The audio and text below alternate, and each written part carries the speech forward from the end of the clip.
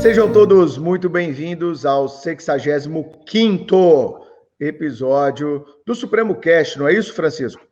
Bom dia, boa tarde, boa noite, boa madrugada, ouvintes do Supremo Cast. Bruno, eu não posso deixar de começar com uma frase creditada a um poeta latino do século II, mas imortalizada a partir das graphic novels de Michael Moore.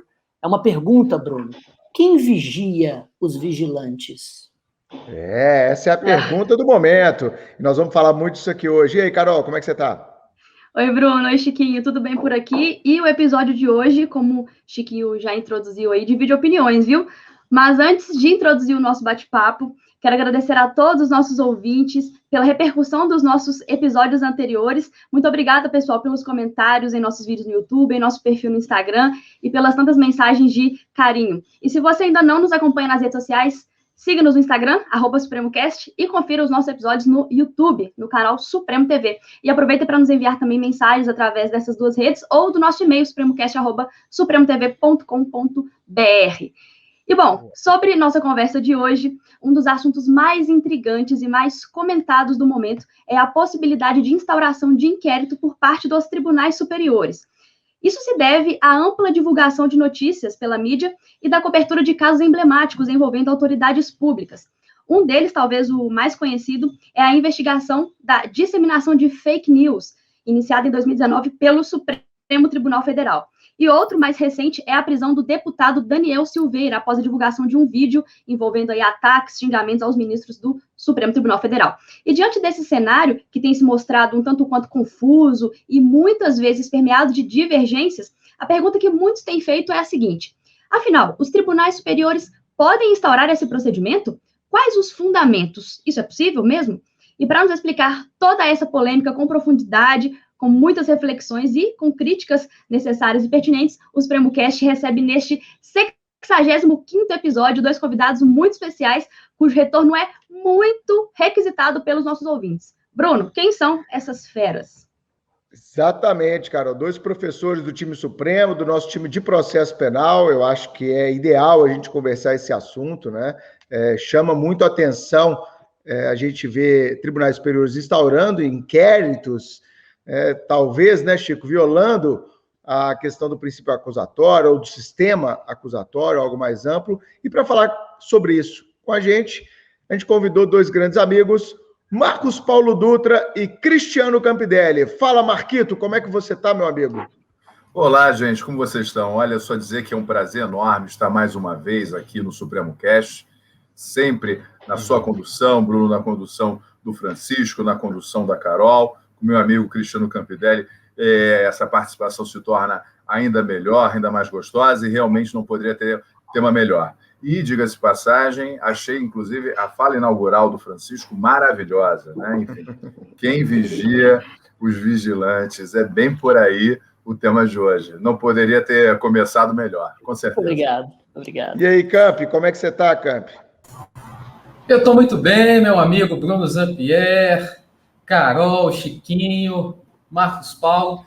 Aqui um prazer enorme participar desse Supremo Cast com essa grande fera que é o professor Marcos Paulo. Eu sou fã do professor Marcos Paulo, eu assisto às aulas do professor Marcos Paulo e eu recomendo, inclusive, as aulas dele, já recomendei aqui anteriormente no Supremo Cast, inclusive. Então, assim, é um prazer imenso.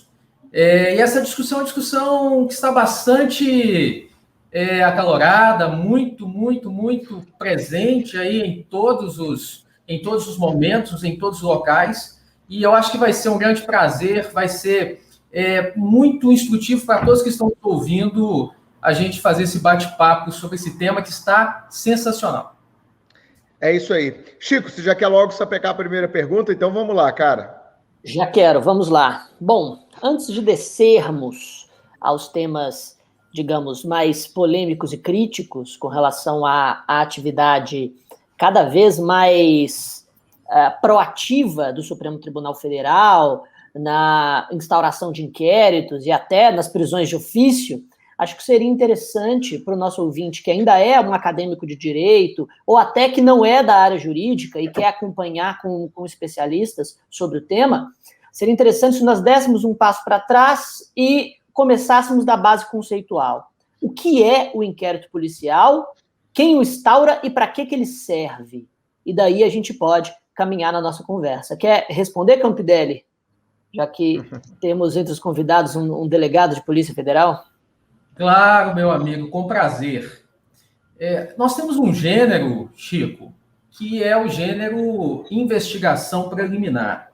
Esse gênero investigação preliminar, ele se constitui de algumas espécies de instrumentos que visam justamente a reconstrução de fatos históricos passados da forma mais aproximada possível com que eles aconteceram na realidade, para que, em última análise, possa o magistrado conhecer daqueles fatos. E a espécie, por excelência desse gênero investigação preliminar, é o inquérito policial. É a espécie, por excelência, porque é a única regulamentada no Código de Processo Penal, é a mais aplicada delas, inclusive, e é aquela levada a efeito pelas polícias judiciárias, que dentro da construção constitucional, elas têm essa finalidade aí precípua de investigar as infrações penais. Pois bem, então, já sabemos então que o inquérito ele é uma espécie desse gênero de investigação preliminar. E conceitualmente, embora haja alguma discussão, e essa discussão ela vem por conta da exposição de motivos do Código de Processo Penal, que fala que o inquérito é um processo preliminar ou preparatório da ação principal, mas a doutrina majoritária e a jurisprudência, elas têm conceitualmente o inquérito como um procedimento administrativo preliminar, investigatório, presidido pelo delegado de polícia civil ou federal, cuja finalidade é apurar a materialidade, circunstâncias e autoria de infrações penais, ou seja, apurar se a infração penal foi praticada, em caso positivo, em que circunstâncias isso aconteceu e quem concorreu para ela, quer seja na condição de autor, de coautor ou de partícipe moral ou material. E esse inquérito policial, esse inquérito da polícia judiciária, ele é instaurado pelo delegado de polícia e as peças iniciais, é sempre uma dúvida dos nossos alunos, né? Qual peça que inaugura o inquérito policial? As peças iniciais são a portaria do delegado de polícia, em uma situação não flagrancial, ou o auto de prisão em flagrante, que é presidido pelo delegado de polícia em situações flagranciais. E o inquérito ele vai ser instaurado, ele pode ser instaurado de ofício pelo delegado de polícia, ele pode ser instaurado mediante requisição do juiz ou requisição do Ministério Público ou requerimento do ofendido. Embora haja alguma discussão aí nessa possibilidade do juiz requisitar ou não a instauração de inquérito, depois a gente pode até entrar mais nessa discussão quando a gente for falar propriamente do nosso tema aqui, instauração de inquéritos pelos tribunais. Marcos Paulo. Oi. Algum adendo aí à fala do Campidelli, amigo? Não, em relação à definição do inquérito policial, tudo absolutamente perfeito. Lembrando que, embora, né, por decisão do Supremo Tribunal Federal, né, que depois veio a ser regulamentada pelo CNMP, né, na resolução 181, né, é certo que a investigação criminal ela é primordial da autoridade policial, né? Isso eu acho muito importante que fique registrado, até mesmo pelo seu assento constitucional, considerado o artigo 144 da Constituição. Inclusive, quando o próprio Supremo Tribunal Federal admitiu a investigação direta pelo MP, deixou muito claro que seria uma investigação a título subsidiário, a policial, e a título complementar. Poucas são as hipóteses nas quais poderíamos pensar uma investigação ministerial absolutamente paralela, concomitante à policial ab ovo, ou seja, desde o início. Isso se daria, basicamente, nos crimes contra a administração pública, até pela necessidade natural de se resguardar o interesse público. Então, enfim, só mesmo essa complementação. Mas a fala do Campidelli, como de hábito, maravilhosa, a gente assina sempre mais. Excelente. Eu acho que a gente podia já cair dentro, então, já que esse é o tema principal do nosso episódio, na questão desses inquéritos que, confesso, em mais de 20 anos no direito, não me lembro da proliferação desses inquéritos em tribunais superiores. Então, eu começo com você mesmo, Marcos. Uhum. Há uma previsão desses inquéritos? Eles estão previstos no CPP, na Constituição, ou são apenas previsões dos regimentos internos dos tribunais superiores? Vamos explicar isso para a nossa audiência, cara. Isso é muito importante pelo seguinte, né? Como o Campidelli bem falou, o artigo 5º do CBP prevê, no inciso 1, que o inquérito policial há de ser instaurado pela autoridade policial, né? Por meio de portaria, no caso de flagrante, por meio de auto de prisão em flagrante. Entretanto, o artigo 5º, inciso 2 do CBP, que traz uma regra originária de 1941, prevê a possibilidade de um inquérito ser instaurado também pela autoridade policial a partir de requisição do Ministério Público ou requisição judicial. Essa requisição judicial de instauração do inquérito sempre foi, tradicionalmente, torpedeada pela esmagadora maioria da doutrina pátria, e nem poderia ser diferente. É considerado o regramento constitucional que temos sobre o tema. Porque o artigo 129, inciso 1 da Constituição, diz com todas as letras que o MP é o titular privativo da ação penal pública, ou seja, a acusação foi confiada ao Ministério Público. E nós temos no artigo 129.1 não só o berço do princípio da titularidade da ação penal pública, um dos princípios reitores da ação penal pública, o princípio da titularidade, porque privativa do MP, mas nós temos no artigo 129, inciso 1, o berço do sistema acusatório. Porque na medida em que temos um órgão estatal incumbido privativamente da acusação, assim é justamente para reservar ao juízo o quê? A equidistância. Tá? E o sacrosanto munus de julgar, mas de julgar com absoluta imparcialidade, com absoluta equidistância. Lembrando que a imparcialidade diz respeito justamente a quem não é parte, a quem não ocupa um dos polos, digamos, do processo, mas sejamos um pouco mais abrangentes aqui, um dos polos da própria persecução. Então, diante disso, a possibilidade de o juiz requisitar a instauração do inquérito é uma possibilidade que causa imensa perplexidade, porque seria ele invadindo a esfera de atuação das agências de repressão estatal. E aí me refiro não somente ao Ministério Público, mas me refiro também à própria polícia, presente no artigo 144, parágrafos 1º, inciso 4, que diz que a Polícia Judiciária há de ser exercida com exclusividade pela Polícia Federal, e o parágrafo 4º, que diz que a Polícia Judiciária será exercida privativamente pela Polícia Civil no âmbito estadual. Então, na realidade, nós temos aqui realmente uma aberração em termos de sistema acusatório, que já deveria ter sido declarada não recepcionada pela Constituição, pelo Supremo Tribunal Federal há muito tempo, essa que é a verdade. A própria Lei 13.964 reforça essa percepção no artigo 3º-A do CBP, que está, por hora, com a sua eficácia suspensa liminarmente pelo ministro Luiz Fux, mas devo dizer que em conversas extraoficiais nos corredores do Supremo Tribunal Federal, não é uma percepção compartilhada pela maioria dos ministros do Supremo, tanto que essa liminar do ministro Luiz Fux causa imenso desconforto, porque não é propriamente representativa do entendimento da Corte Constitucional, e nesse particular já se nota uma certa contradição, inclusive nesse próprio mal-estar, consideradas a postura que o Supremo Tribunal Federal tem tido em relação à instauração de inquéritos, mas digo isso porque o artigo 3º-A do CPP é de uma clareza cristalina ao reforçar até desnecessariamente a Constituição, quando diz que o processo penal brasileiro tem estrutura acusatória, mas o artigo 3º-A avança e diz que o juiz, inclusive, não pode substituir a acusação na atuação probatória. E, evidentemente, o inquérito, como bem disse o Campidelli, é um procedimento que objetiva, em última análise, buscar acarrear a justa causa, ou seja, um lastro probatório mínimo necessário que viabilize uma futura ação penal. Então, diante disso, realmente, o que se tem é um quadro teratológico, mas que, infelizmente, o Supremo Tribunal Federal tem muita resistência de declarar essas previsões normativas estão recepcionadas pela Constituição, e grande parte dessa resistência, em termos dogmáticos,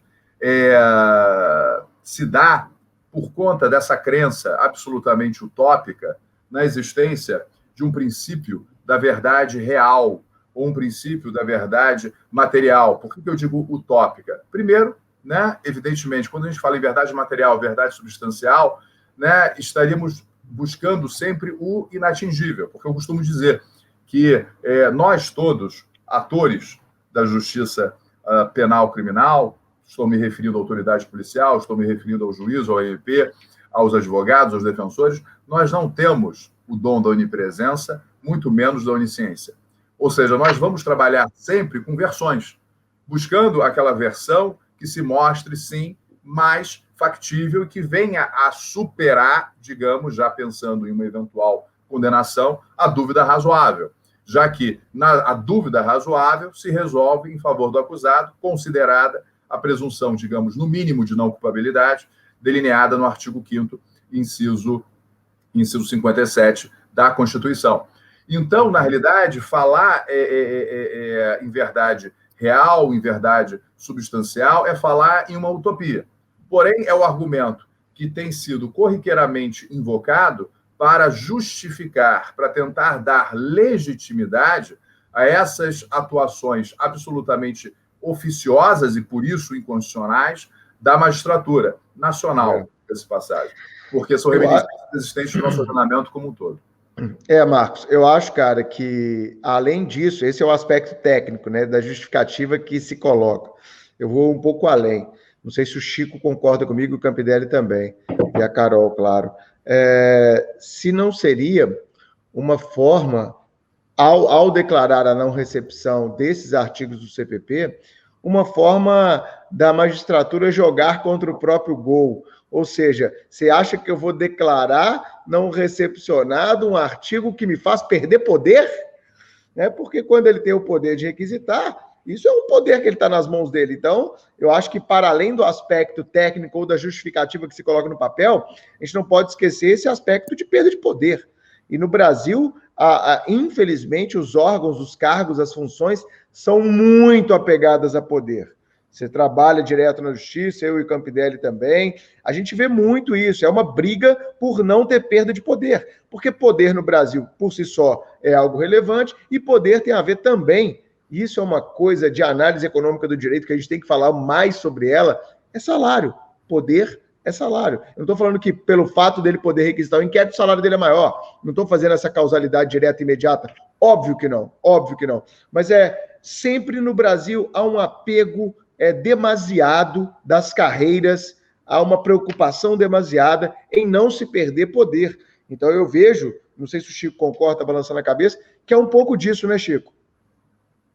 Exatamente. Há muito tempo, esse tema já reverberou em outros episódios do SupremoCast, e eu afirmo, e alguns até nem gostam muito da afirmação, mas eu costumo dizer que, principalmente no contexto do direito penal e processual penal, já que o poder se dá de uma forma um pouco mais bruta e violenta dentro da persecução penal e de seus órgãos, a gente percebe os órgãos da persecução penal sequestrando para si, de forma extremamente corporativista, o máximo de poder institucional em uma espécie de guerra institucional que cada um, exatamente, em um cabo de guerra institucional que cada uma das forças, que cada um dos institutos e poderes estão travando no Brasil nos últimos anos. É interessante, o próprio Zaffaroni fala sobre isso desde o início da década de 90, né,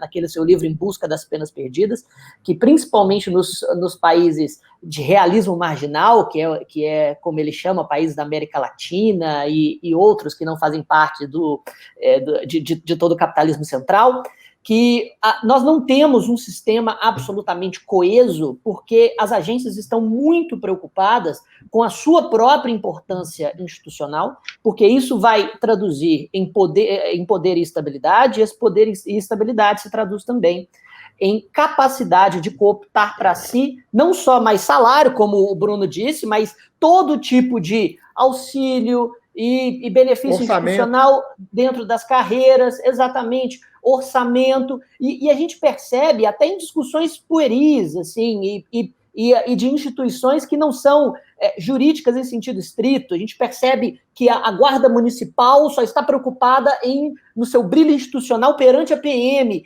e isso faz com que nós não tenhamos um sistema coeso de persecução penal, no qual perde, obviamente, o administrado, o cidadão, todos nós. Eu não sei se eu estou sendo muito fatalista, se os nossos convidados concordam com a gente. Eu concordo plenamente, Chico. Vou até passar a palavra que é o Campidelli para ele dar a opinião dele.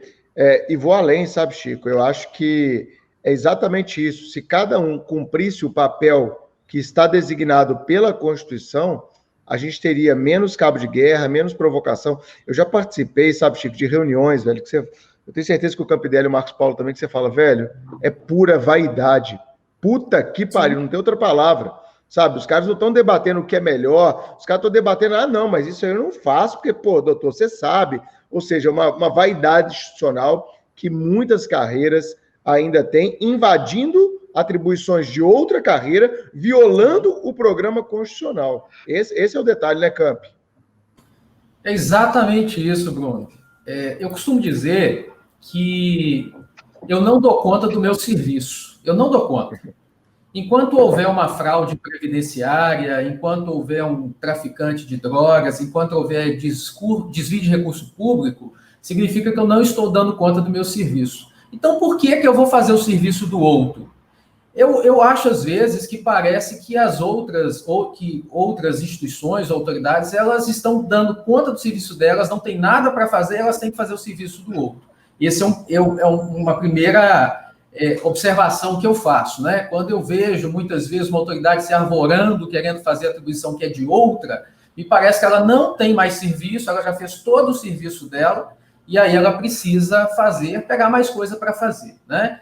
Por essa busca de poder, ou, falando francamente, muitas vezes uma busca por holofote. Essa é a grande realidade que a gente vê no mundo fático. Agora, essa questão aí, eu quero só colocar mais uma pimenta aí, que é algo que eu já tive problema na minha atuação profissional, que é a questão dos crimes eleitorais, né? A gente está discutindo a recepção ou não do artigo 5º, inciso 2, primeira parte, que é a possibilidade do juiz requisitar a instauração de inquérito.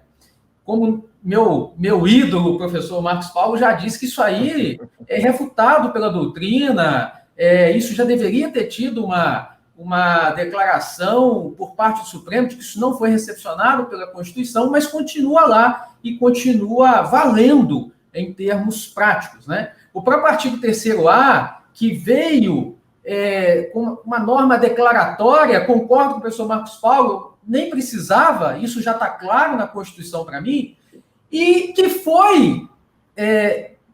teve a sua eficácia suspensa por uma liminar que não disse por que suspendeu aquele dispositivo, porque ele não tem constitucionalidade formal e nem tem constitucionalidade material. Ele veio a reboque de outros dispositivos. Então, assim, quando a gente lê a decisão do ministro Luiz Fux, desculpa, ministro, mas eu não consigo ver inconstitucionalidade formal nem material que justifique a suspensão da eficácia do artigo 3º-A. E aí a pimenta qual é?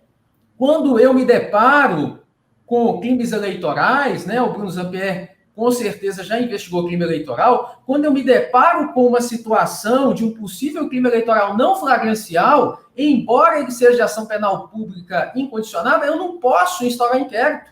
Por quê? Porque eu preciso antes receber uma requisição do MP eleitoral ou uma determinação da Justiça Eleitoral e pasmem. Em 2013, numa resolução do TSE, 23396, à época, sob o comando ali da presidência do TSE com o ministro Toffoli, ele chegou a dizer o seguinte: somente determinação da Justiça Eleitoral é que poderá dar ensejo à instauração de inquérito por crime eleitoral não flagrancial. Ele retirou, inclusive, requisição do MP eleitoral. A MP eleitoral deu um pulo dessa altura, né, esbravejou, e aí voltou logo depois, na resolução 23.424, voltou logo depois a possibilidade do MP eleitoral requisitar a instauração de inquérito por crime eleitoral não flagrancial. Então, nós estamos discutindo a recepção ou não do artigo 5º, inciso 2, primeira parte, a possibilidade do juiz requisitar ou não a instauração de inquérito, e o TSE, que é presidido por um ministro do Supremo, ele ainda tem resolução válida de 2014, dizendo que inquérito eleitoral não flagrancial somente se instaura mediante requisição do MP eleitoral ou determinação da Justiça Eleitoral. Então, isso, para mim, também, essa parte, determinação da Justiça Eleitoral, também não está correta. Para mim, não está correto. E quando você vai na fundamentação, aí você vai ler os motivos da decisão, você vai na fundamentação, os argumentos são argumentos da década de 20, de 1920, de um século atrás, dizendo, não, tem que haver essa determinação da Justiça Eleitoral ou requisição do MP eleitoral para a polícia não ser usada politicamente. Pô, mas espera aí, a polícia que investiga crime eleitoral é a Polícia Federal. A Polícia Civil tem só atuação supletiva. Eu, particularmente, não preciso dessa proteção, não. Manda aqui que eu mato do peito e faço. A Polícia Federal não precisa dessa proteção, mas não TSE. Então, assim, eu acho que falta muito para fechar aqui, eu acho que falta, e isso vai ser evidenciado daqui a pouco, falta muita lógica, sabe? Porque de um ponto se defende um sistema acusatório, mas se mantém esses resquícios de requisição de inquérito por parte do juiz, de determinação de inquérito por parte do juiz, de instauração de inquérito de ofício por parte do juiz. Então, assim, juiz no caso aí, né, de ofício ministro, né? Então, me parece que falta lógica, muita lógica ao nosso sistema processual penal. A gente é sistema acusatório pero no mucho, né? Carol? Eu achei interessantíssimo quando vocês falaram sobre esse cabo de guerra de poderes, né? Porque é o que a gente tem visto desde que o mundo é mundo, né? Mas principalmente nesse momento aí de pandemia, a gente vê governos brigando entre si, disputando poder cada vez mais, e isso enfraquece a nossa democracia, enfraquece nossas instituições, né? Isso é muito, muito perigoso. Mas já que a gente está falando aqui sobre essa violação do sistema acusatório, eu gostaria de ouvir de vocês, Marcos Pauli e Campidelli, sobre a violação à imparcialidade. Vocês acham que essa instauração de inquérito pelos tribunais superiores pode comprometer essa imparcialidade? E esses outros problemas, né, são as maiores dificuldades, os maiores problemas de se instaurar os inquéritos pelos tribunais superiores, além desses problemas de violação de sistema acusatório e parcialidade, que eu quero ouvir de vocês se realmente é uma violação ou não, existem outros problemas aí para a gente listar como sendo impeditivos dessa instauração de inquérito pelos tribunais? Marcos. Pois inegavelmente há um comprometimento à imparcialidade, e rapidamente, porque eu não posso deixar de registrar isso, né? Quando o Bruno bem colocou a questão da vaidade, né, institucional, da luta pelo poder, né, é impressionante, por exemplo, a relação, por vezes, muito tensa entre a Polícia Federal e o Ministério Público Federal, por exemplo, que são duas agências que deveriam atuar em absoluta convergência, em absoluta sinergia, e muitas vezes isso não ocorre, né? Ou seja, é o literal fogo amigo, digamos assim, porque é algo assim inaceitável. E em reforço a toda a perplexidade apresentada pelo Campidelli, com justa razão, em relação aos crimes eleitorais, veja só, né? Seria uma resolução pretendendo se sobrepor à legislação e pretendendo se sobrepor à Constituição, né? Numa ofensa, em última análise, inclusive, à própria separação entre os poderes da República, né? Artigo 2º da Constituição. E é bom lembrar que a Lei 12.830, Campi, né, no artigo 2º, deixa muito claro que a atuação, né, da autoridade policial é uma atuação jurídica, com todas as suas manifestações absolutamente fundamentadas, considerado o artigo 2º da Lei 12.830, e, importante dizer isso, com a independência da autoridade policial na sua atuação, reforçada pelo próprio parágrafo 5º do artigo 2º, né, quando nos diz que a remoção do delegado dar-se-á somente por ato fundamentado, para demonstrar que todas essas justificativas apresentadas na resolução realmente não têm a menor razão de ser. Não poderia deixar de fazer esses dois registros. Mas, Carol, respondendo à sua pergunta, evidentemente que a imparcialidade, ela não é que a imparcialidade seja ferida. A imparcialidade, na realidade, agoniza. E por que agoniza? Porque simplesmente você vai reunir no mesmo órgão jurisdicional as funções inquisitória e também de julgamento. Então, evidentemente, que a imparcialidade deixa de existir há muito tempo, até mesmo porque, vamos lá, nós teríamos aqui um quadro de dissonância cognitiva dos mais graves. Para quem, né, não está muito familiarizado, o Leon Festinger, em Nova York, desenvolveu um estudo no final dos anos 50, aproximadamente, um estudo de psicologia, né, sobre a dissonância cognitiva, que são, na realidade, verdades pré-concebidas que nós simplesmente optamos por assumir por N razões. De maneira que, quando você assume essas verdades, isso explica em grande parte a questão do juiz das garantias, é muito difícil depois você ser demovido das próprias crenças. Algo muito, muito singelo. A pessoa fuma, a pessoa gosta de fumar. Só que a pessoa sabe, no fundo, que o tabagismo faz mal à saúde. Só que ela se apega à história da avó que fumou e veio a falecer aos 90 anos. Então, ela vai acreditar que com ela vai acontecer a mesma coisa, por mais que todos os estudos científicos digam o contrário. Então, por que da comparação? Carol, na medida em que o tribunal, que seria em tese o competente para o processo de julgamento daquela futura demanda, se é ele quem instaura a investigação, é porque, na realidade, veja, a persecução não começou, porque é ele a instaurá-la. E ele já tem um juízo de valor pré-concebido. Então, evidentemente que isso vai comprometer por completo a imparcialidade do julgamento, a própria equidistância. Porque, veja, é ele julgando um fato iniciado a partir de uma investigação por ele próprio determinada. Então, enfim, você não tem separação, você tem absoluta confusão entre os papéis de investigador e de julgador.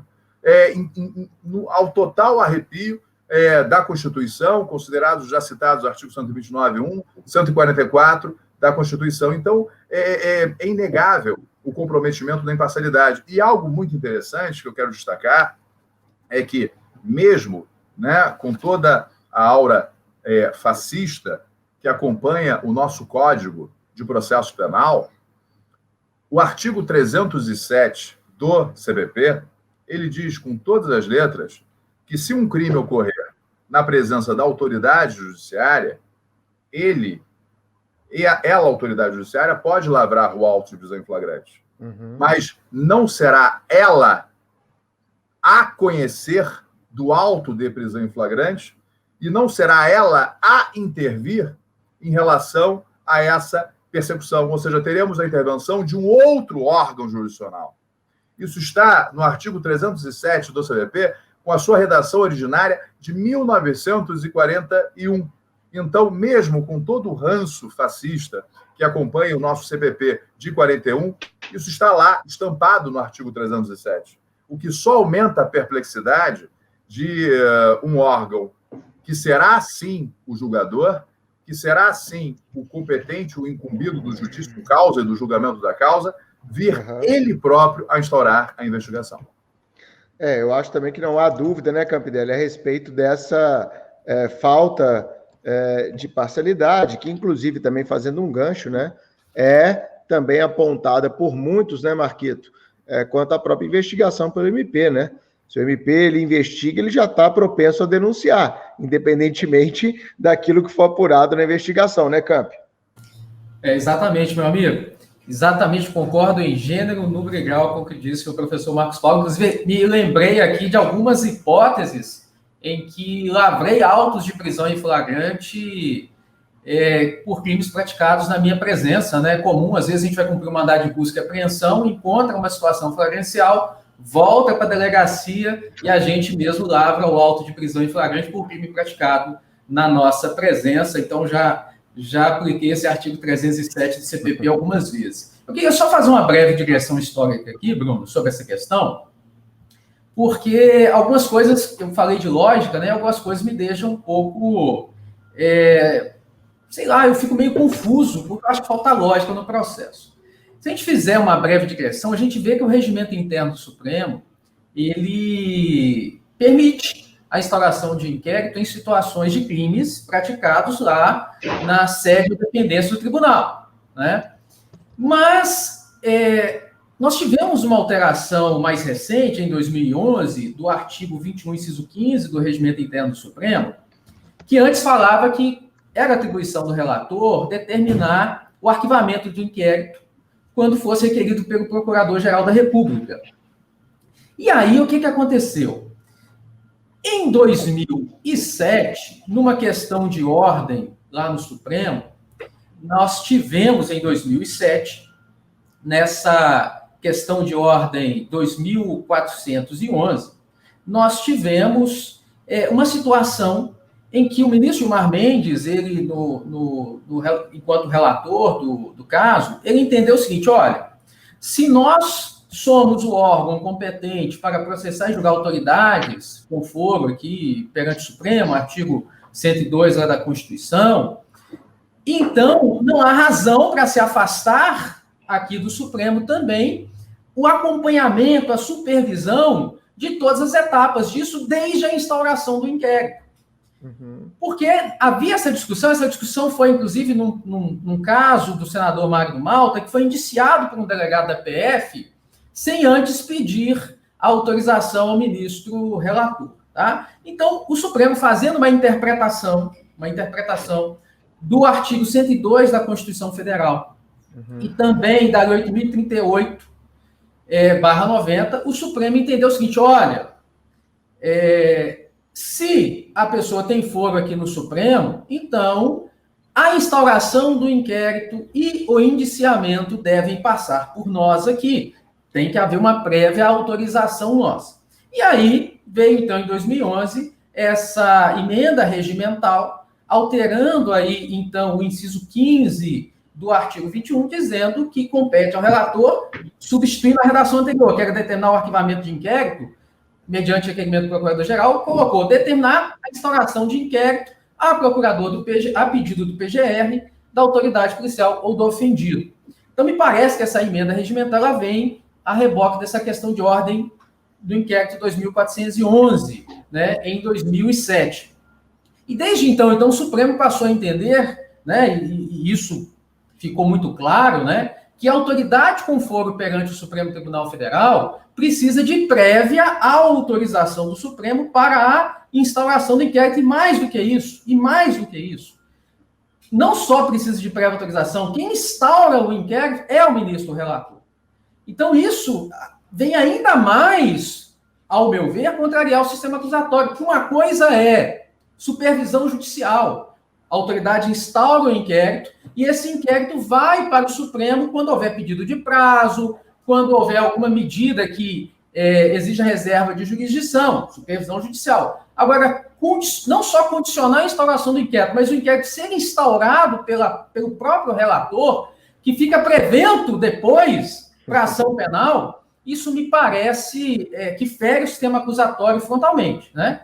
E ainda mais se o relator fizer isso de ofício, né? E aí, só para fechar, eu li a entrevista do ministro Luiz Fux à Folha de São Paulo, e falando de sistema acusatório, falando de imparcialidade. Na entrevista que ele deu para a Folha de São Paulo, ele fala textualmente: eu assisti ao vídeo do deputado, fiquei indignado e pensei, vou prender esse cara.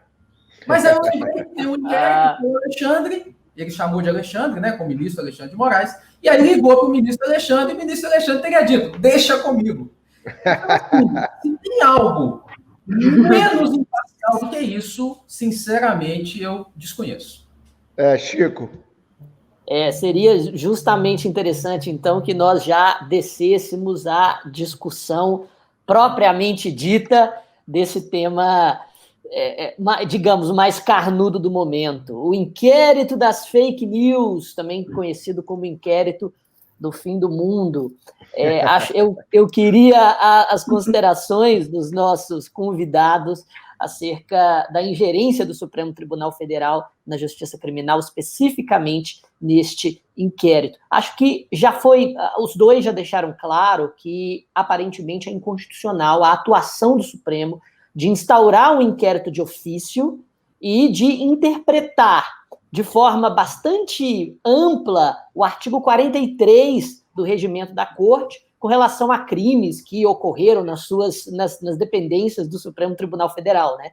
Acho que seria legal se a gente comentasse um pouco mais sobre a instauração desse inquérito propriamente dito e logo em seguida sobre o que a internet ainda debate acidamente, que é a prisão do deputado Daniel Silveira, sobre a qual eu, inclusive, fiz um vídeo no Instagram, que deu bastante repercussão positiva e negativa, sobre a qual eu também tenho opiniões fortes e também quero opinar.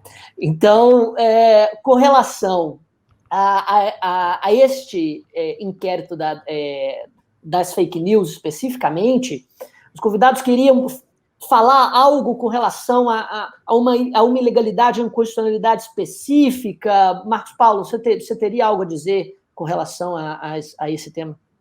Olha, em relação, né, ao inquérito das fake news, né, diria o seguinte: toda a questão atinente ao vício formal, né, correspondente ao fato de ser o Supremo a instaurar o inquérito, tudo isso nós já comentamos aqui, e há quase que um consenso acadêmico, essa que é a verdade, quanto ao atentado ao sistema acusatório, o Supremo Tribunal Federal, ele próprio, formalizar o inquérito, formalizar a investigação.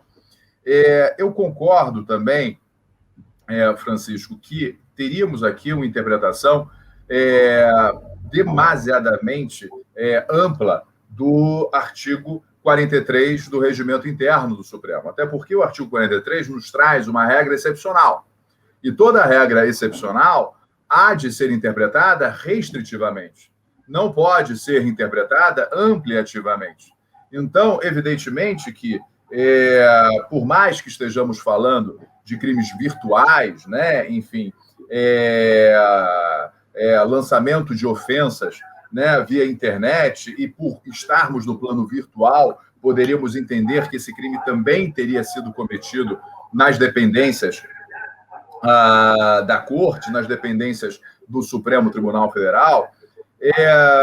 Sejamos aqui claros, né? Enfim, é uma interpretação muito ampla e, na realidade, desculpem, mas juridicamente falando, essa ação do Supremo Tribunal Federal foi muito mais, eu diria, um gesto de autodefesa do próprio Supremo do que qualquer outra coisa. E por ter sido um gesto de autodefesa do Supremo, isso, na realidade, só compromete ainda mais a constitucionalidade, e é importante a gente dizer também, a convencionalidade dessa instauração do inquérito. Afinal de contas, né, o artigo 8º, item 1 da Convenção Americana sobre Direitos Humanos, o artigo 14, item 1 do Pacto Internacional de Direitos Civis e Políticos, garantem, né, a todo o imputado o direito a um juiz imparcial, o que definitivamente não teríamos aqui. Então, e além disso, você tem um outro emaranhado que é complicadíssimo, que é o seguinte: o juiz, né, no caso, o juiz, né, gênero, né, o Supremo Tribunal Federal, determina a instauração do inquérito. Perfeito. Só que quem vai conduzir esse inquérito, né, tomada de depoimentos, etc., será a polícia, será o Ministério Público. E a quem compete privativamente a iniciativa do arquivamento? Ao MP. Ou seja, o que eu quero mostrar é o seguinte: ok, o Supremo formalizou a instauração do inquérito, mas a palavra final, quanto a termos ou não uma ação penal, obviamente não é dele. Obviamente será de quem? Será do MP. E aí, vejam a situação.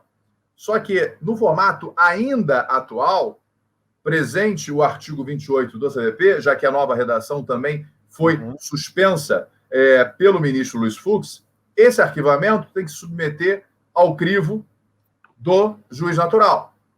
No caso em tela, Supremo Tribunal Federal. E aí, imaginemos que o Supremo recuse o arquivamento.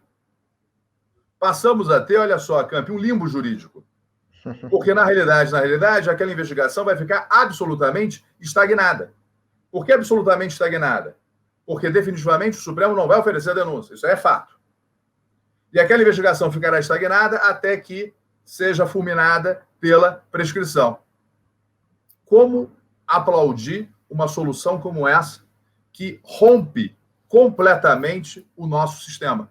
Rompe por completo o nosso sistema. Então, evidentemente, se você chega a um beco sem saída, entre aspas, do ponto de vista científico, isso já é a comprovação do desacerto na origem. Ou seja, de que nós não podemos admitir o Supremo Tribunal Federal instaurando o inquérito. E vou além.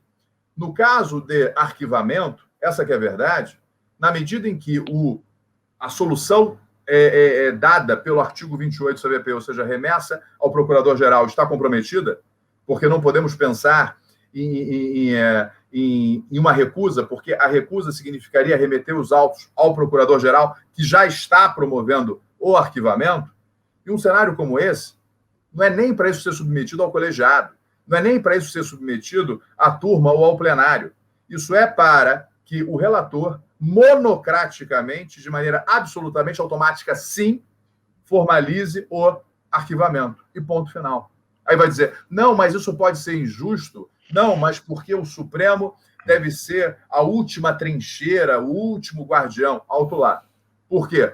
Se nós temos agências de repressão estatal incumbidas pela Constituição, tanto da investigação quanto da acusação, essa valoração não cabe ao juiz. Porque senão nós deixamos de ter um juiz, enquanto tal, na sua envergadura maior, e passamos a ter, na realidade, um bando de justiceiros. Sem minhas palavras, é isso que nós teríamos.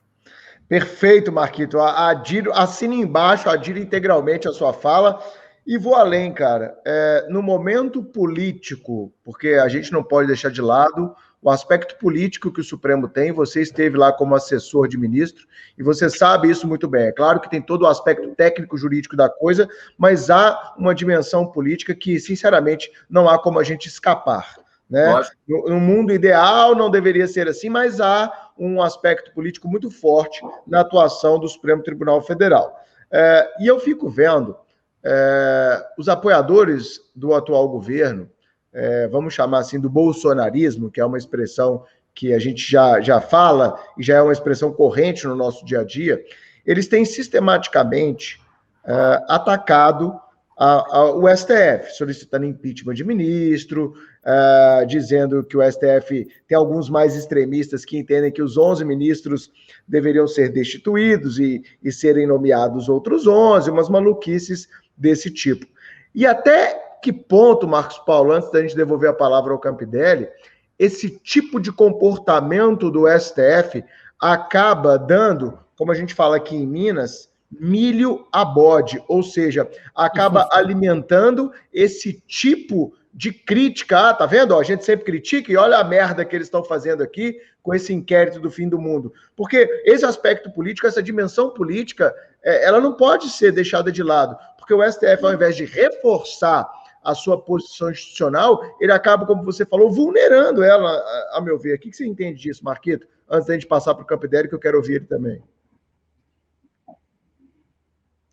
Acho que o Marcos Paulo travou, hein? Voltei, né? Bora. Estou aqui. A pergunta foi tão sensível, rapaz, que travou aqui, viu só? Vamos lá. É verdade. Olha só que coisa, cara. Olha, você lança a pergunta... Ave Maria, vamos lá. Primeiro ponto importante é o seguinte: o Supremo Tribunal Federal há de ser o último guardião, sim, a última trincheira, sim, das garantias fundamentais. Só que não existe nenhuma garantia fundamental relacionada propriamente ao poder punitivo. Simples assim. Essa é a grande questão. Ou seja, o devido processo legal, ele há de valer para todos. Você não pode pensar em uma utilização seletiva do devido processo legal, em uma utilização seletiva do sistema acusatório. Para esse caso, vale, para a maioria dos casos, vale, mas para esse caso, vamos atropelar. Você não pode fazer isso. Então, na realidade, o Supremo Tribunal Federal, ao adotar esse tipo de postura, ele acaba, inclusive, não primando, digamos assim, pela sabedoria. Não é uma postura sábia, porque, na realidade, só alimenta ainda mais o extremismo, só alimenta ainda mais essa imensa polarização que nós estamos vivenciando. Porque você não rebate falas ditatoriais, falas arbitrárias, falas criminosas com ruptura do devido processo legal. Ao contrário, tudo aquilo que é crime, tudo aquilo que é ilícito tem que ser equacionado dentro do devido processo legal. Mal comparando, tá? Mal comparando. Muitas vezes nós nos deparamos, nós somos vítimas de injustiças. E a gente é tomado, muitas vezes, para aquele ódio assim que surge, que nos toma durante uns 10 segundos. Visceral. Só que o que você faz? Exatamente. Só que o que você faz? Você vai contar de 1 a 10, ou de 1 a 100, ou de 1 a 1000, mas vai segurar. Por quê? Porque existe um Estado democrático de direito que precisa ser obedecido. Ou seja, as regras do jogo, elas são universais.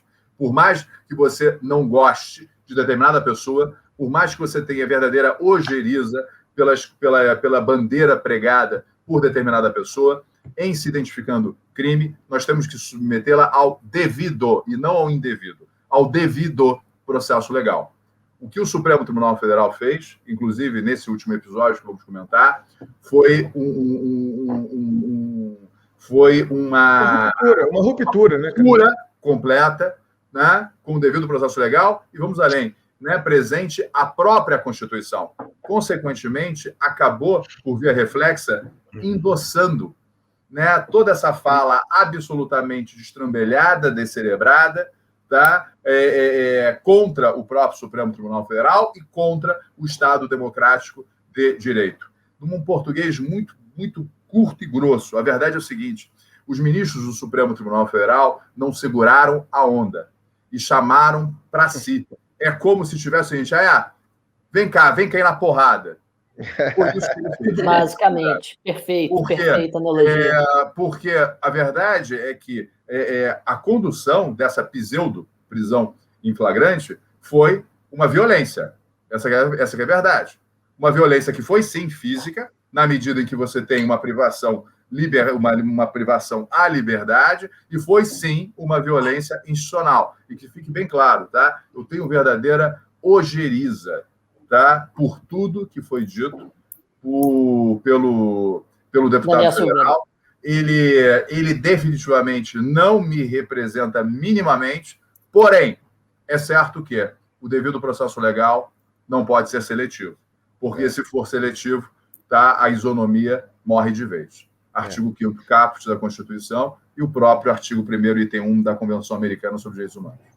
Excelente. E, Carol, eu quero te passar a palavra, mas antes eu vou até fazer um adendo. Eu nem tenho procuração para defender o colega delegado federal que foi cumprir o mandado, até eu conheço, é um grande colega, um colega muito bom, e eu imagino o constrangimento dele de ter que cumprir aquela ordem emanada do Supremo Tribunal Federal, porque muita gente criticou, né? A Polícia Federal chegou lá, o cara fez vídeo e tal. Aí eu comecei a pensar, caralho, e se fosse eu cumprindo esse mandato clarissimamente ilegal, né? Eu tô lá com um mandado de prisão em flagrante. Que porra é essa, irmão? Né? O que eu vou fazer com isso aqui? Enfim, acho que criticar é muito fácil, mas estar na pele do colega às vezes é mais difícil. Carol.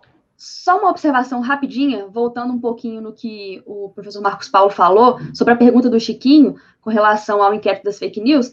Eles mencionaram o artigo 43 do Regimento Interno do STF. Só para o nosso ouvinte ficar sabendo direitinho, esse artigo diz que, ocorrendo infração à lei penal na sede ou dependência do tribunal, o presidente instaurará inquérito se envolver autoridade ou pessoa sujeita à sua jurisdição, ou delegará esta atribuição a outro ministro. Só para esclarecer que essa discussão, se o inquérito das fake news era legítimo ou não, se era legal ou não, em razão das fake news não terem sido propagadas no ambiente do STF.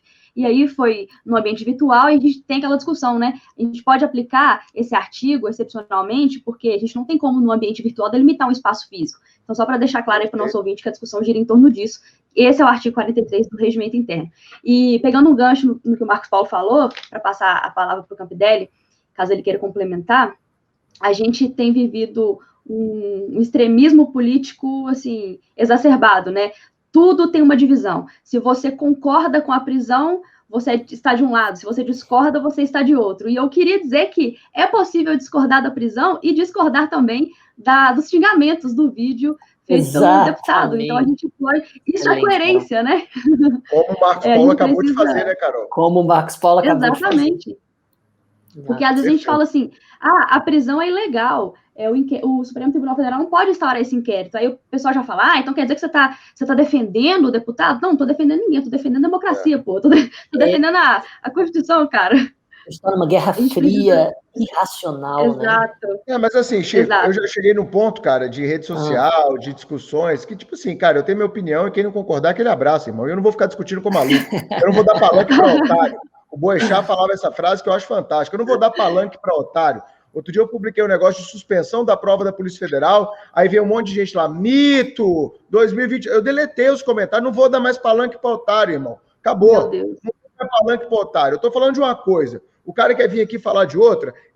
Agora eu sou Ricardo Boechat. Eu não vou dar mais palanque para otário. Se quiser ter palanque, não vai ser na minha rede social e pronto, e acabou. Democracia, sim. Quer dar uma opinião sustentada sobre o assunto que foi pautado? Sim, é do jogo. Pode concordar comigo, pode discordar de mim. Isso é democracia. Agora, dar palanque para otário falar, isso está fora de cogitação. Essa é a minha regra. Campidelli, teve flagrante no caso do deputado ou não, amigo? Pois é, meu amigo. Eu até cheguei a conversar isso com grandes feras do direito penal, inclusive com o grande Chiquinho aí que está me ouvindo. Né? Bondade sua. E, assim, sinceramente, eu acho que ali deram uma esticada em tudo que você puder imaginar. Né? Desde o inquérito das fake news foi uma esticada, né? A Carol pontuou aí a questão, mas o crime não foi lá na sede suprema. Não, mas veja bem, nós temos uma evolução tecnológica, então hoje na internet... considera que é possível aplicar o artigo 43. O plenário é virtual, né? O plenário é virtual, Marcos. O plenário é virtual. Né? Não era nem época de pandemia ainda, mas né, aquela coisa toda lá da época que houve uma situação aí da instalação dos inquéritos fake news, a gente nem tinha a pandemia ainda, né? Foi em 2019 a instalação. Agora, na questão do Daniel Silveira, então ficou mais reforçado ainda, né? Porque em época de pandemia... Né, com o plenário virtual, essa coisa toda, e deu uma reforçada ainda, conforme você falou. Mas, assim, eu, sinceramente, eu não vi a situação flagrancial reportada. Inclusive, o grande Chico, né, na nossa conversa, ele me trouxe um exemplo que me fez pensar. Se eu pratico um crime instantâneo de efeitos permanentes, publico um vídeo na internet, e sou entendido como em constante consumação enquanto o vídeo estiver postado, então, se eu praticar um crime instantâneo de efeitos permanentes, mediante se eu escrever um livro, né, por exemplo, ofendendo a honra de alguém, então eu estarei, enquanto aquele livro existir, estarei em permanência, estarei num crime permanente, esse crime se torna permanente, porque eu escrevi um livro, e nesse livro eu ofendi a honra de alguém. Então, assim, essa é uma primeira questão, né? Para mim, respondendo a sua pergunta, não há flagrante delito. Para mim, a origem, que é o inquérito das fake news, ela contraria tudo que o Supremo tem de jurisprudência até agora. Né? Eu tenho um Supremo que, na citada questão de ordem, lá do inquérito 2411, ele disse que a iniciativa do procedimento, embora o relator tenha que instaurar o inquérito, mas a iniciativa do procedimento é do MPF. Então, mesmo quando o Supremo, na minha opinião, ele faz uma interpretação elástica do artigo 102, da Lei 8.038, falando que o relator vai instaurar o inquérito. Mesmo assim, ele preserva a iniciativa com o MPF. Esse Supremo, que em 2014, lá na ADI 5.104, ele disse que existe uma separação rígida entre, de um lado, quem investiga e quem acusa, e de outro, de quem julga, e que essa separação rígida ela é necessária para que eu tenha a preservação da imparcialidade do judiciário. esse mesmo Supremo, ele vem agora na decisão, por exemplo, no voto do ministro Lewandowski, né, para justificar na DPF 572 o inquérito das fake news, ele vem dizer o seguinte, não, é rigorosa, mas não é absoluta essa separação para justificar a instalação do inquérito. E aí o ministro Fachin vem me dizer o seguinte, não, mas veja bem, nós oficiamos a Polícia Federal, nós oficiamos o Ministério Público Federal, eles não fizeram nada, então se impôs a nós a instalação desse inquérito, para pegar um gancho no que o professor Marcos Paulo disse, né? Nós temos as instituições competentes para fazer isso. Nós temos as instituições que têm aí, dentro de um desenho do nosso sistema de segurança pública, nós temos as instituições que têm essa responsabilidade. E por que, então, o Supremo tem que se arvorar disso, né? E ele se arvora disso justamente numa condição em que ele, os seus ministros, eles são vítimas dessa situação, e isso me parece, assim, ferir de morte. E aí, a partir daí, meu amigo, tudo que vem...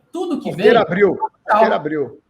Pois é, e tudo que vem a partir daí está flagrantemente contaminado, né? Infelizmente, tendo como origem esse inquérito das fake news, né? Vulgo inquérito das fake news, essa prisão em flagrante, sem existir flagrante, na minha opinião, ela também é uma teratologia absurda, com a qual eu não concordo, né? Mas, infelizmente, é a realidade posta. E só para fechar, o que me causa ainda mais perplexidade.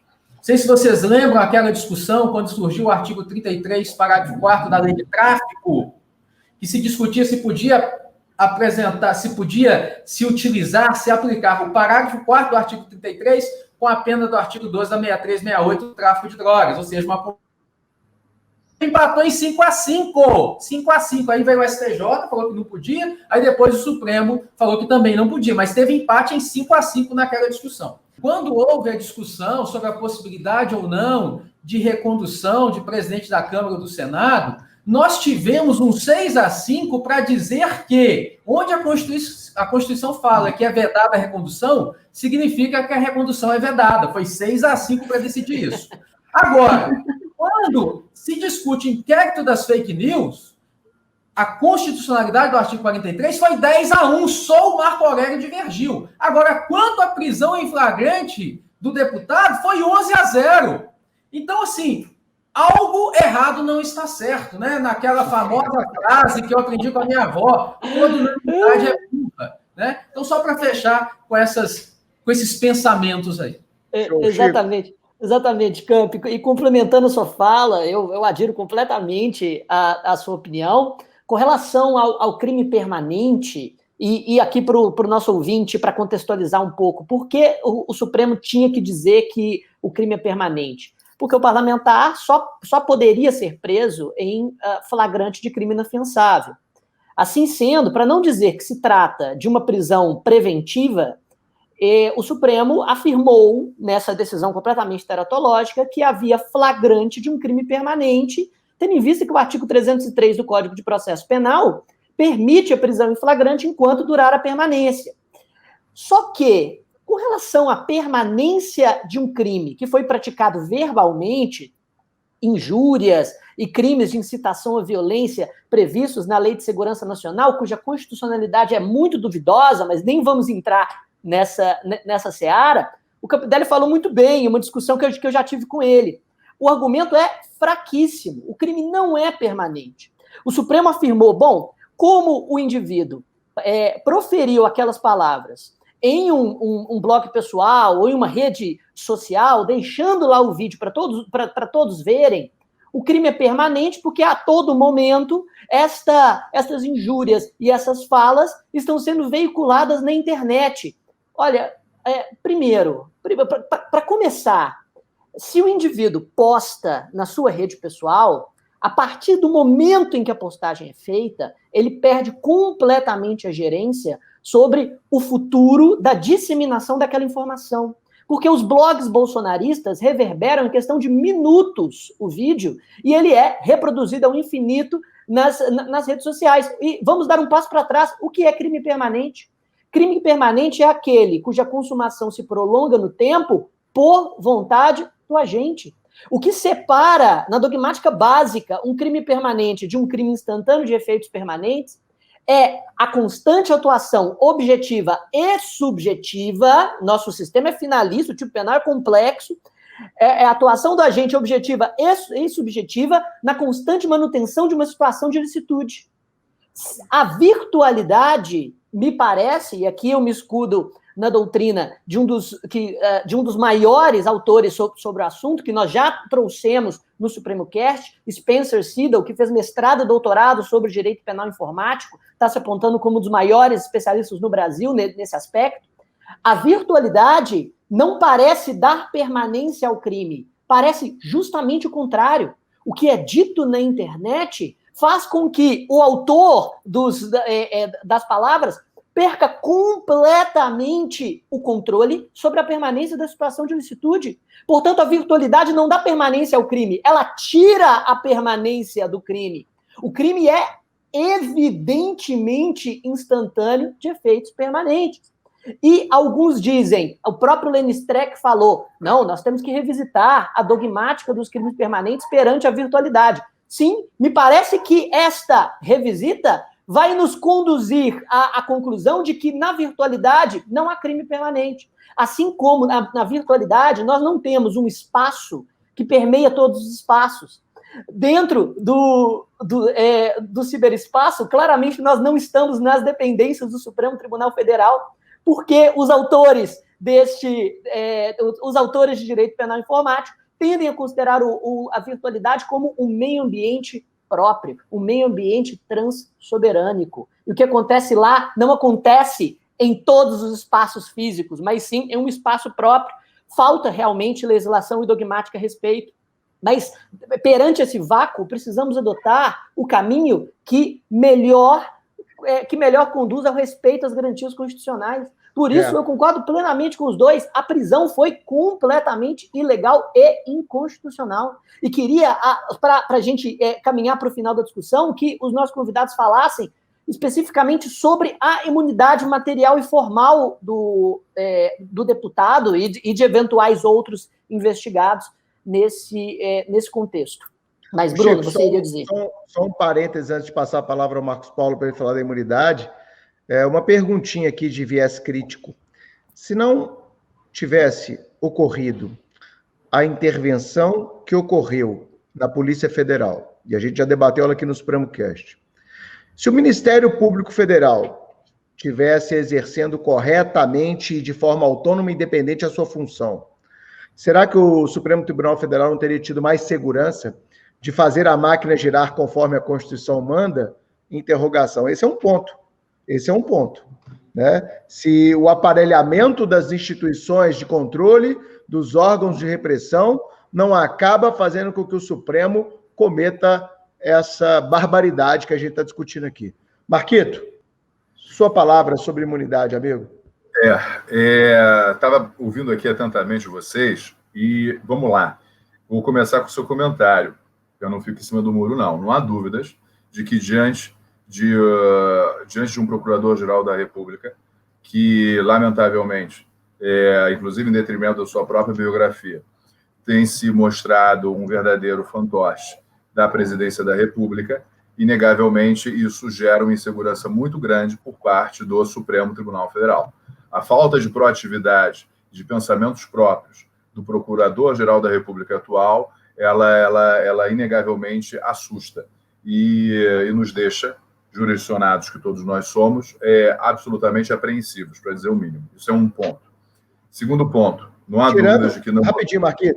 Eu tenho muitos amigos procuradores da República, muitos mesmo, e gerando, inclusive, uma indignação gigantesca dentro da própria carreira. Sim, sem dúvida. Isso aí é um ponto pacífico. Gera-se um mal-estar muito grande dentro do próprio MPF diante desse tipo de conduta que tem sido adotada pelo Procurador-Geral da República. Isso é o primeiro ponto. Segundo ponto importante, não há dúvidas de que não houve flagrante, não há dúvidas de que estamos diante de um crime instantâneo de efeitos permanentes e acrescento dois dados só em reforço a essa colocação. Primeira delas, quero lembrar a todos que quando se pensa na competência, na fixação da competência territorial, para processar e julgar crimes por meio de postagens, né, na internet, se tem convencionado, e quero lembrar que a regra é a teoria do resultado, ou seja, é territorialmente competente o local da consumação, se tem apontado como juízo territorialmente competente o local da postagem. Exatamente porque, quando da postagem, aquele crime já teria alcançado a consumação. Isso é algo extremamente importante. E mais, se falamos, né, Francisco, um crime permanente, seria, digamos, um crime único, uma conduta única. E aí imaginemos que duas pessoas tenham tido um entreveiro e tenha sido lançada uma postagem injuriosa na internet. Só que, passados 2 dias, 3 dias, eles fazem as pazes, está tudo certo, problema superado, mas, né, aquela postagem ainda circula, porque foi reencaminhada por outras pessoas. Como dizer que essa pessoa permanece em uma situação flagrancial? Né? Ou seja, isso aí tudo só reforça de que não houve realmente flagrante. E vou além também, Bruno, a própria inafiançabilidade, a gente não pode deixar de dizer, ela é extremamente discutível também. E por quê? Esse alargamento do conceito de inafiançabilidade foi trazido pelo Supremo, no caso do Delcídio, só que, na realidade, quando a gente pensa em inafiançabilidade, nós temos que pensar em abstrato, presentes os tipos penais, ou seja, crimes hediondos, tráfico, terrorismo, tortura, racismo, crimes relacionados à ação de grupos armados. Ponto. Esses são, de fato, os crimes inafiançáveis. O que o artigo 324 do CVP nos traz são hipóteses de insuficiência da fiança ou de inadequação da fiança, o que é muito diverso. Por que se fala, em aspas, em inafiançabilidade quando se pensa, por exemplo, na prisão civil ou na prisão militar disciplinar? Justamente porque não são prisões de cunho penal, justamente porque não são medidas cautelares penais. E por isso que a fiança se mostra inadequada. E, por outro lado, por que se fala em inafiançabilidade quando já tiver havido a quebra da fiança? Ou quando presentes estiverem os requisitos para a prisão preventiva? Porque se já houve a quebra da fiança, a fiança se mostra também insuficiente. Porque se estão presentes os requisitos da prisão preventiva, é porque todas as cautelares diversas se mostram insuficientes. Portanto, na realidade, nem mesmo, né, o requisito inafiançabilidade estaria presente. E vou além, né? Vou além. Imunidade material, evidentemente que isso a gente não pode dizer que esteve presente, porque a atividade parlamentar não dá carta branca para que sejam rogadas ameaças e atentados à honra, né, de quem quer que seja, incluindo, evidentemente, ministros do Supremo Tribunal Federal, incluindo os seus familiares. Agora, tem um dado que também me chamou muita atenção, que é o seguinte: a ordem partiu, né, a ordem de prisão partiu do Supremo Tribunal Federal. Aqui a gente tem algumas dificuldades. Quais seriam elas? Ok, já temos um inquérito das fake news em curso no Supremo Tribunal Federal, instaurado pelo Supremo Tribunal Federal, ok? Porém, estamos diante de um episódio que aconteceu agora em 2021. Ou seja, não há um cenário de continuidade delitiva pelo longo tempo decorrido que pudéssemos, que nos permitisse invocar a prevenção própria ao crime continuado, versada no artigo 71 do CBP, que justificasse que essa ordem emanasse do Supremo Tribunal Federal. Dado 1. Dado 2.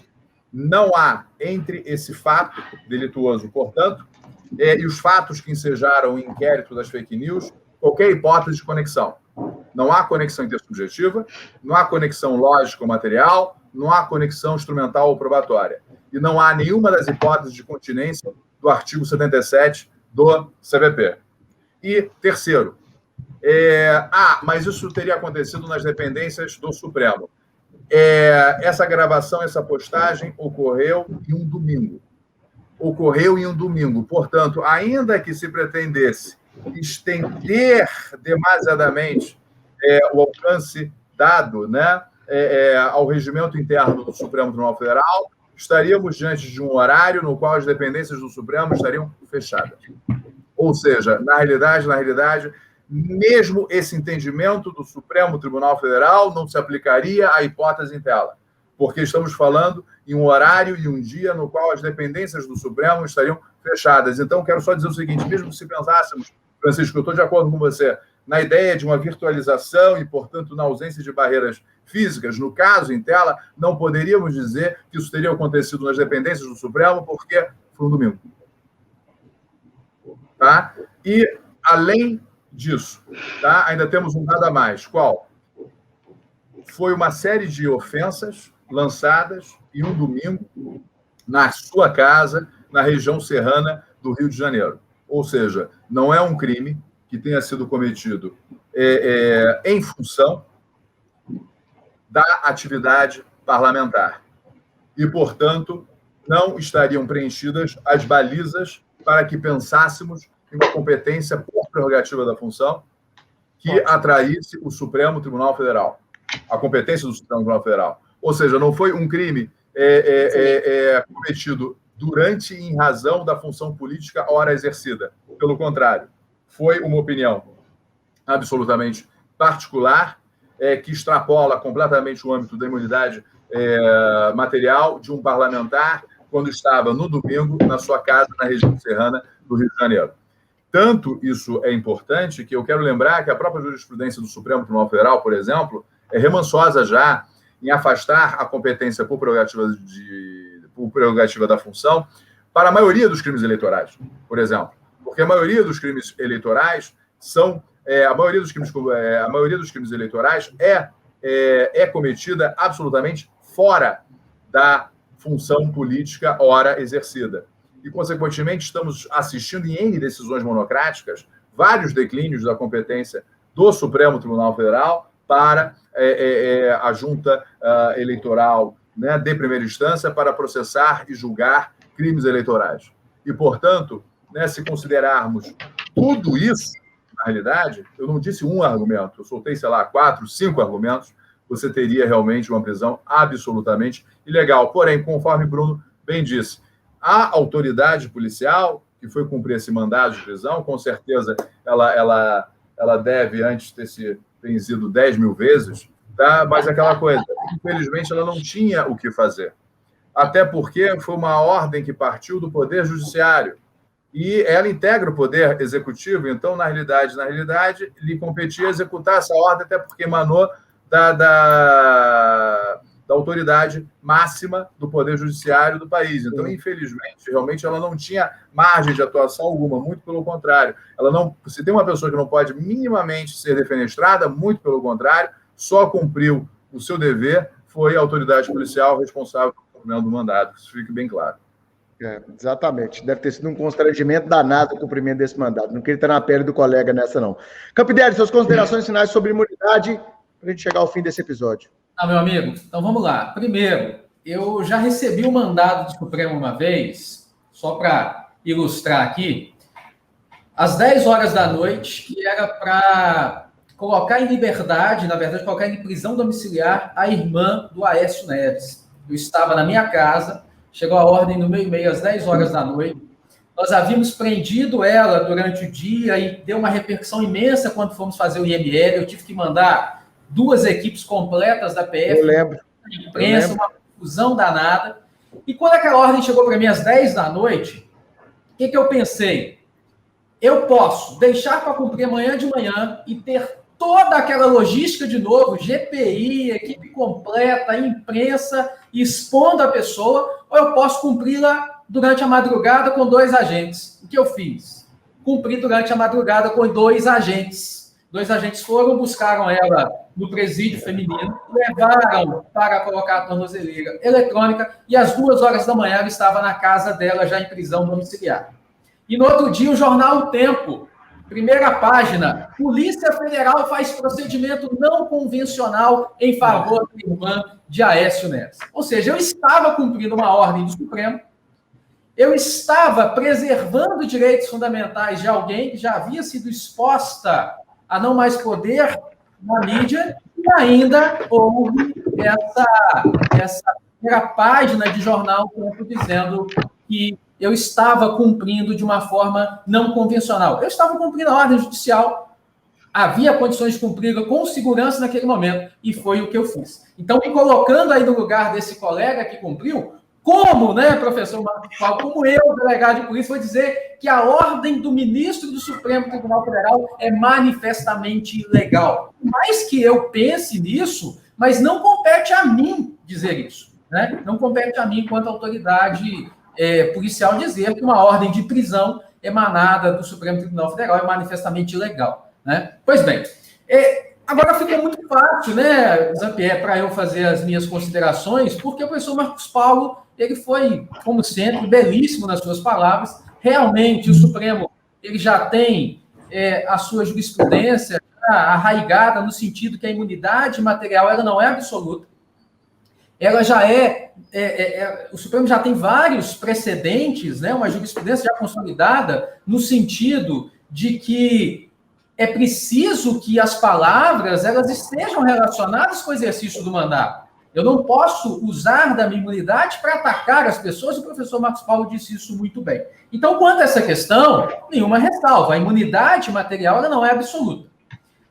Ainda a gente precisa evoluir o seguinte: o sujeito ele não estava naquele momento, né? Não estava protegido pela imunidade, ele estava na sua residência, e os fatos, eles não têm essa relação com o exercício do seu cargo. Então, deveria ser observada a ação penal 937. Deveria ser observada a ação penal 937, onde o Supremo firmou o entendimento de que, quando o fato não está relacionado com o exercício das funções, não será observado o foro especial. Então, por mais uma razão, como bem disse o professor Marcos Paulo, a competência deveria ter sido firmada no local onde houve ali a alimentação dos dados na rede mundial de computadores, onde foi feita a postagem, né? Isso já foi muito bem dito. E ainda, aí agora, algo que me deixa pasmado, né? Eu fico pasmo quando eu vejo isso.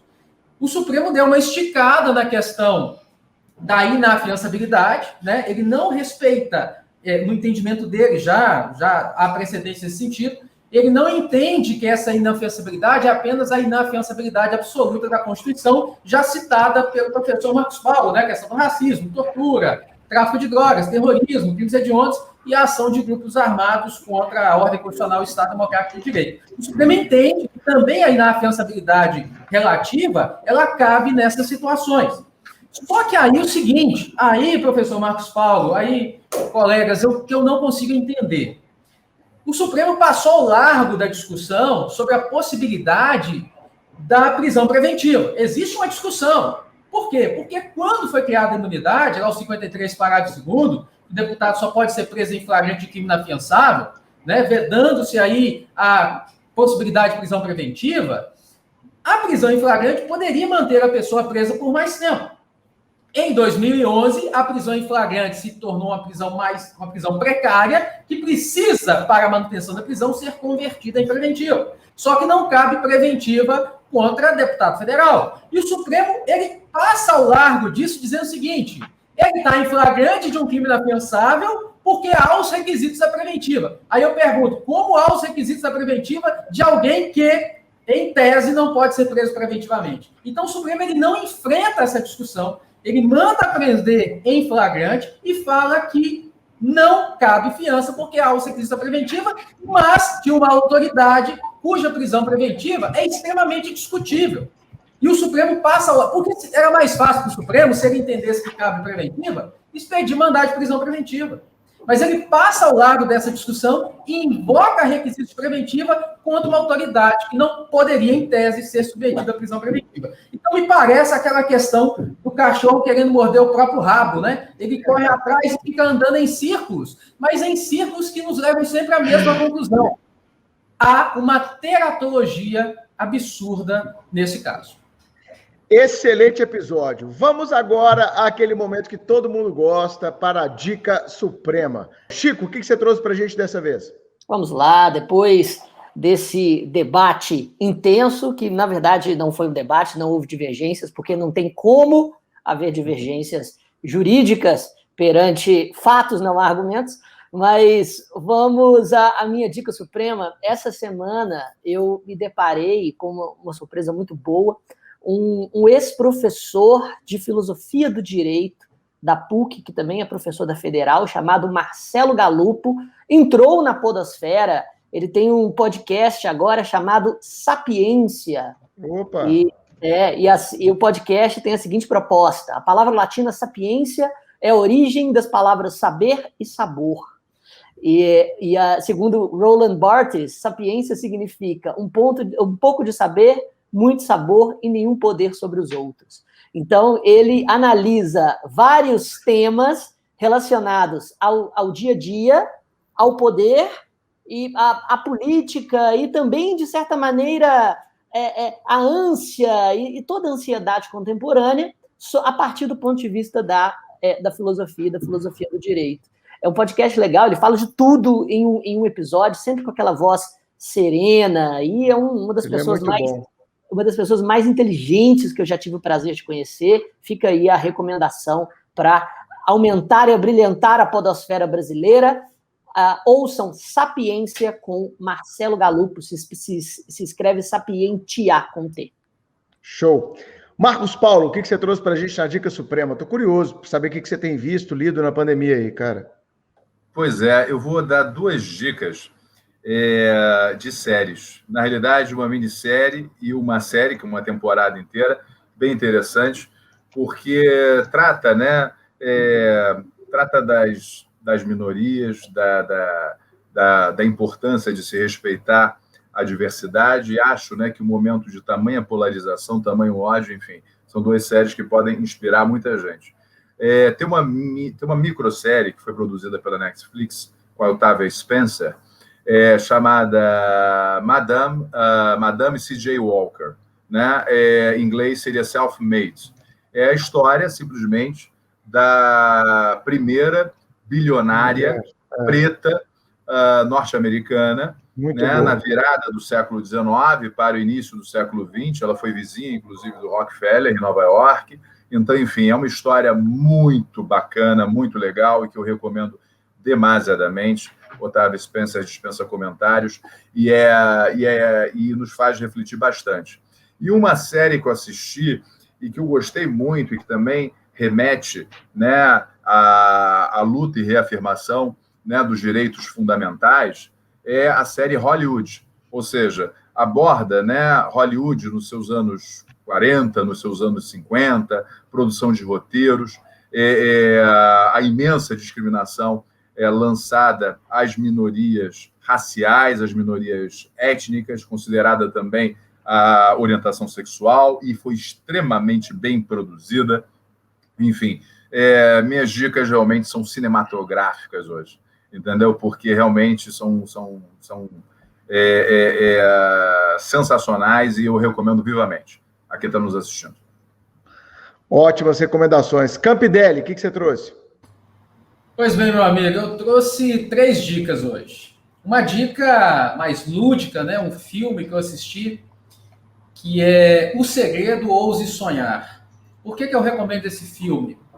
Porque eu tenho visto e ouvido que as pessoas elas têm se concentrado muito no problema e menos na solução. Eu acho que a gente precisa se concentrar mais na solução do que no problema. Então, às vezes, como a gente tem visto agora, né, com essa questão de suspensão de concurso público, as pessoas se concentram muito no problema. Cara, concentra-se na solução. Eu vi você falando ontem de gente perguntando se paga ou não o boleto do concurso da PF. Pelo amor de Deus, isso é o básico. Paga logo, meu amigo. Concentra-se na solução. Então, O Segredo, Ouse Sonhar, ele traz muito isso, né? As pessoas, né, se concentrando muito no problema, e é preciso você concentrar na solução, é preciso você acreditar, né? Quando a gente acredita, as coisas acontecem, pelo menos comigo, isso sempre deu muito certo. Pensamento positivo, mas, obviamente, acompanhado de muito trabalho para fazer acontecer. A segunda dica é um lugar. Eu sinceramente, não me lembro se alguém já deu dica de lugar aqui. Excelente, cara. Mas eu tenho um lugar, cara, que é um lugar que eu gosto demais. Eu já fui várias vezes e sempre que eu recomendo as pessoas vão, as pessoas me dão feedbacks muito positivos. Esse lugar chama-se Morro de São Paulo, na Bahia. Bom. Então, esse é um lugar que eu gosto muito. Eu já fui com a Rose, eu já fui com família, eu já fui com as meninas. Então, assim, é um lugar que eu recomendo demais. Morro de São Paulo, na Bahia. Mas, obviamente, depois da pandemia, né, galera? Agora a gente vai ficar em casa. Então, depois da pandemia, marca uma viagem para Morro de São Paulo e vai curtir. É maravilhoso. E faça os passeios e vai para viver lá. E para fechar, para fazer um jabá básico aqui, eu vou indicar um curso que eu gravei aqui no Supremo, que é um curso que toca muito nessa questão, principalmente de investigação ministerial, que é o curso de investigação defensiva. Então, eu recomendo também para quem tiver interesse. É um curso que foi gravado com muito carinho, muito curtinho, são apenas 6 horas, mas que traz muita informação sobre toda essa temática. E um tema, inclusive, que se me permite dizer, extremamente valioso, né, também para a Defensoria Pública. Investigação defensiva já foi objeto de indagação na Defensoria Pública do Estado de Minas Gerais.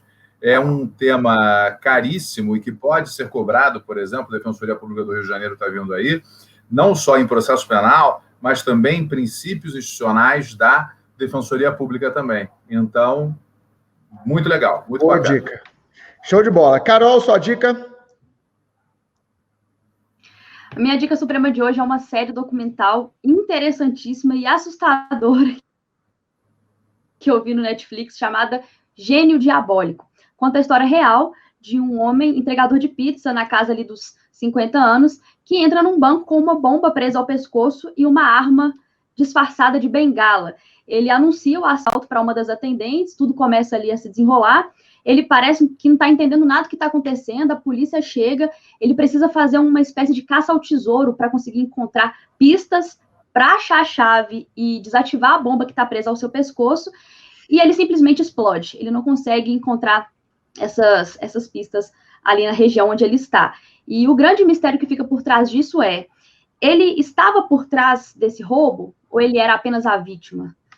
Será que ele era um refém, né, que foi colocado ali propositalmente? Ele sabia que a bomba era real ou a bomba não era para ser real? E aí começam a descobrir vários suspeitos, dentre eles uma mulher que é completamente maluca, e a série é muito, muito bacana mesmo. Tudo gira em torno desse grupo que eles descobrem com suspeito. Gênio Diabólico, Netflix. Gênio Diabólico, show de bola.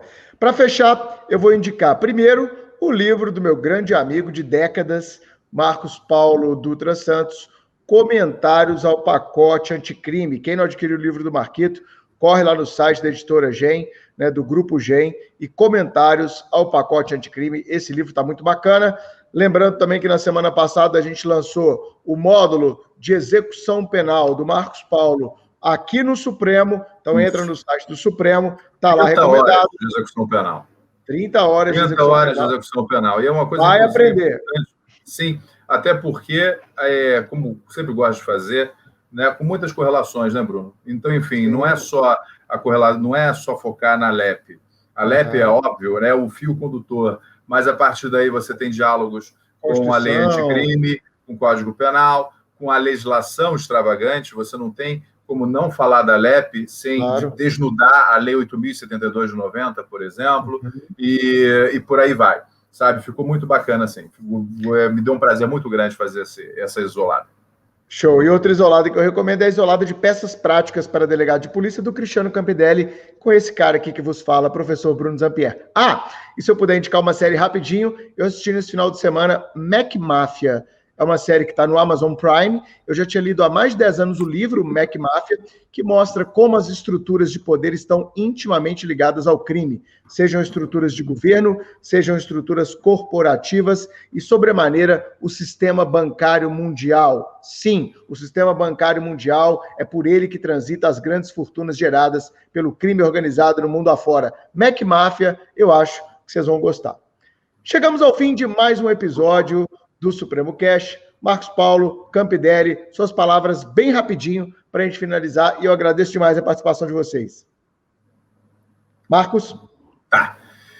Dizer mais uma vez que foi um prazer enorme ter estado aqui com vocês, conversado sobre um tema que é tão importante, que está na crista da onda, e o que eu espero do Supremo é uma linearidade um pouco maior, um equilíbrio um pouco maior.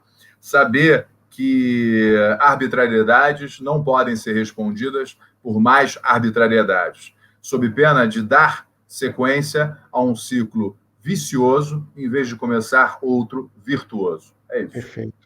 Capdelli.